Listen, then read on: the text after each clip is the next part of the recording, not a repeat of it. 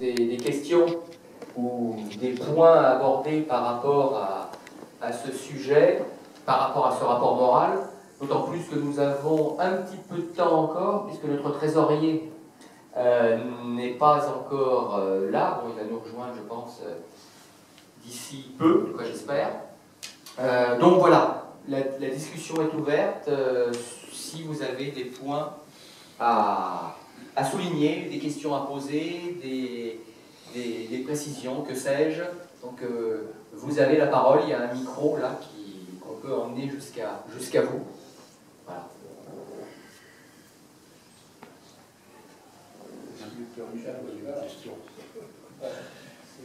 On va renverser un peu le jeu en vous posant une question. Vous recevez tous la voix du combattant en tant qu'adhérent de l'UNICEF.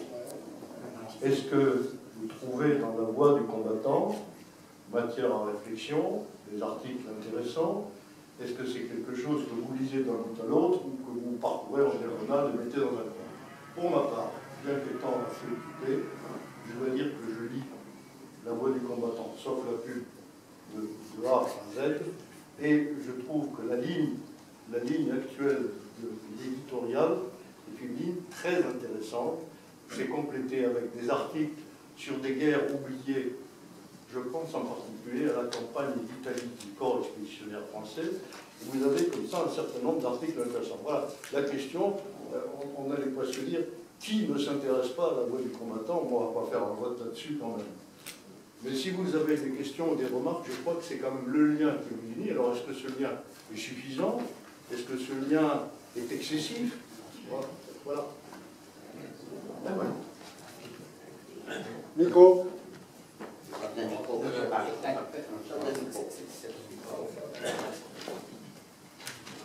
Malheureusement, voilà, merci. Personnellement, j'ai apprécié beaucoup dans le dernier numéro l'article consacré à février 1934. Parce que trop souvent, on entend dire que c'était uniquement l'extrême droite qui a manifesté. Alors, je n'avais que 13 ans à l'époque. Je me souviens de février 1934. Février 1934, il y avait énormément d'anciens combattants, qu'ils soient de droite ou même du centre ou de gauche. Il y avait énormément d'anciens combattants qui étaient en contradiction avec tous les scandales financiers de l'époque et qui manifestaient à ce sujet. Alors, récemment, j'ai encore lu un article de M. Dumas, ancien ministre, qui nous disait que c'était uniquement l'action française qui avait manifesté l'extrême droite qui avait manifesté en France. Donc, j'ai beaucoup apprécié cet article. Merci pour ce témoignage. Notre président national souhaite intervenir sur cette question. Alors, Allez-y. Pardon. Alors, oui, une autre intervention, madame. puisqu'on a le temps, je peux élargir un petit peu la discussion. Malheureusement, je ne vois pas clair, j'oublie ma. On a un petit peu de temps. On reçoit des informations un peu partout. Sur le plan du social, je vois ici, information, handicap, qu'est-ce qu'il y a marqué ici? Valoriser le travail des personnes concernées. Bon, là, il se trouve que j'ai à mes côtés un jeune homme qui est orphelin de guerre et qui aimerait bien qu'on l'épaule un petit peu. Donc, sur le conseil de notre président national, je prendrai contact avec M. Delfos. Il a 40 ans, il voudrait bien qu'on l'aide pour trouver du travail. Il est malvoyant comme moi, et il a eu des emplois, bien sûr, aussi bien à l'Assemblée nationale, mais il CDD. Et depuis 2017, il est en RSA, et son souhait serait qu'on l'aide, bien sûr, à trouver quelque chose. Donc je verrai avec l'ONAC de Paris. Bon, autre chose.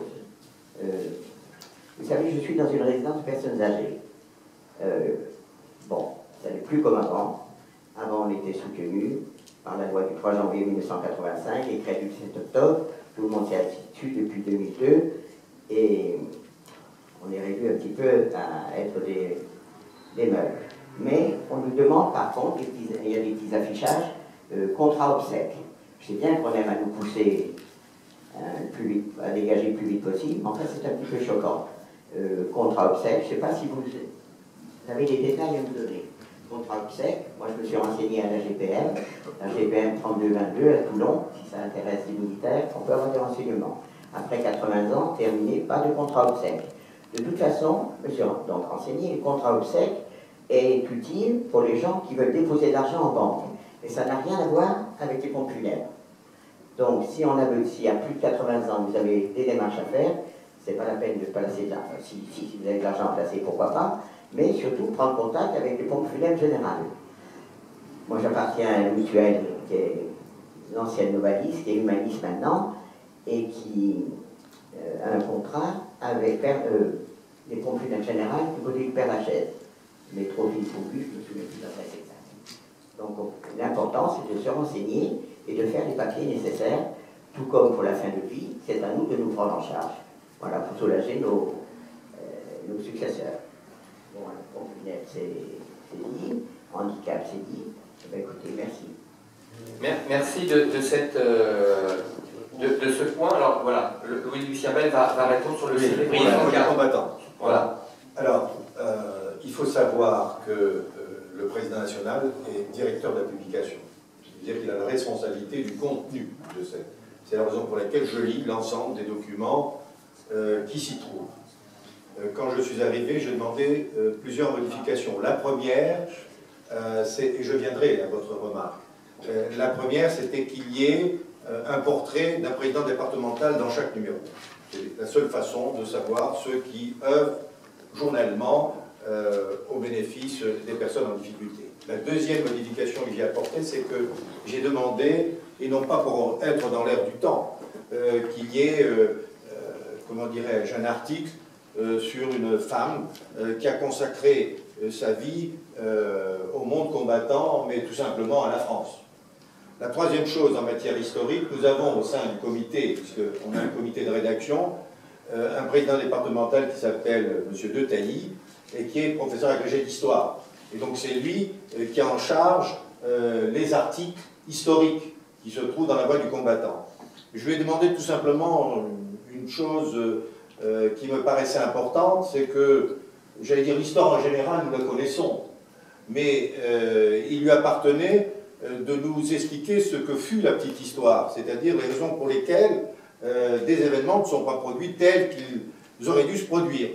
Et donc, en particulier, l'article auquel vous faites allusion sera suivi d'autres articles qui nous permettront de connaître mieux ce qui s'est passé dans la réalité, enfin en fonction des archives qui peuvent être consultées aujourd'hui, parce que vous savez que les archives, comment dirais-je, sont accessibles, je dis, au bout d'un certain nombre d'années, puisque, pour prendre le dernier exemple, quand le livre est sorti sur les disparus de la guerre d'Algérie, c'est tout simplement l'ancien Premier ministre qui avait ouvert les archives, M. Fillon, donc l'ancien ministre, qui a ouvert les archives à Jordi pour qu'il puisse faire ce livre sur les disparus.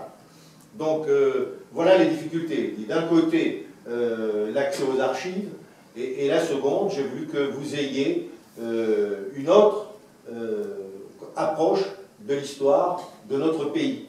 Voilà, je voulais indiquer cet ensemble d'éléments, mais moi je suis ouvert à toutes les propositions qui sont faites. La seule chose, c'est que tous les mois, nous essayons de boucler le numéro avec les difficultés que vous connaissez, puisque j'allais dire, le calendrier de l'impression et de l'envoi de la voie du combattant est strict. Donc, ce qui fait que quand je donne le bon à tirer, bon, c'est Béatrice Gendron, dont je tiens à souligner la qualité de l'écriture, et je dirais même, elle est plaisante à lire. C'est-à-dire que ce qu'elle écrit est agréable. Et je crois que lorsque vous écrivez quelque chose qui est agréable, et je voulais souligner la qualité du rapport d'activité que j'ai entendu tout à l'heure, eh bien vous êtes incité à lire ce qui est écrit et ce qui paraît. Donc voilà, mais le mérite ne m'en revient pas, c'est tout simplement parce que vous y participez, et surtout Béatrice Gendron avec Madame Chibane qui s'occupe, c'est la maquettiste, hein, c'est la personne qui présente, et bien nous nous efforçons de communiquer à travers ce journal ce que nous sommes, tout simplement. et puis ce que vous êtes, puisque ce journal vous est ouvert. Vous est ouvert. La seule chose qui est importante pour moi, c'est que s'il y a un élément, comment dirais-je, qui froisse, c'est le directeur de la publication qui, pénalement, est responsable, et vous en savez, monsieur le maire, à travers les informations que vous donnez au niveau de l'arrondissement, donc il y a une responsabilité dans le contenu des messages qui sont dispensés et qui sont écrits. Voilà. Voilà ce que je voulais vous dire pour compléter la gentillesse de ce que voulait dire la question que vous avez posée, parce que voilà, c'est un peu notre drapeau, en quelque sorte, hein, la voix du combattant. Voilà, merci. Merci beaucoup, Président.